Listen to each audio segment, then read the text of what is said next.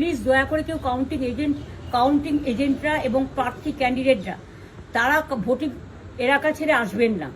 Strong রুমে যেখানে counting হচ্ছে মানে সেন্টারে, সেখান ছেড়ে কেউ আসবেন না। এটা বিজেপির প্ল্যান। প্রথম 2-3 রাউন্ডে আমি কালকে থেকেই বলছি যে ওদেরগুলো আগে দেখাবে, আমাদেরগুলো পরে দেখাবে। এবং অনেক জায়গায় 2-3 রাউন্ড কাউন্টিং করার পরে প্রায় 100টা জায়গায় কাউন্টিং বন্ধ করে রেখে দিয়েছে। এবং কল্যাণীতে ধরা পড়েছে 7টা মেশিন, যেখানে কোনো মিল নেই। এটা টোটাল ফোর্সফুলি সেন্ট্রাল ফোর্সকে দিয়ে চারিদিকে তৃণমূল কংগ্রেসের উপর অত্যাচার করছে, অফিস ভাঙছে, জোর করে দখল করছে। এসআইআর নামে আপনারা দেখেছেন ভোট লুট করেছে যাতে যে সিটগুলো জিততে পারে। কিন্তু এখনও এমন 70টা সিট আছে, 100টা সিট আছে যেগুলো আমরা এগিয়ে আছি, সেগুলো বলছে না। টোটালটাই মিথ্যে নিউজ খাওয়াচ্ছে। আগে ডিআইসিও এই খবরগুলো দিত, কিন্তু তাকে কালকে চেঞ্জ করে দেওয়া হয়েছে।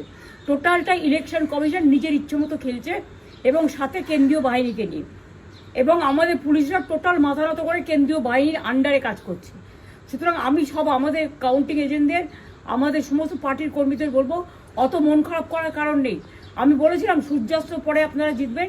3 রাউন্ড 4 রাউন্ড কাউন্ট হলেও এটা 14 রাউন্ড থেকে 18 রাউন্ড কাউন্ট হয়, তখন আপনারা জিতবেন। Wait and see, watch. আমরা সবাই আপনাদের সাথে আছি, আপনারা কেউ ভয় পাবেন না, নিশ্চিন্তে থাকুন। আমরা বাঘের বাচ্চার মতো লড়াই করে যাবো।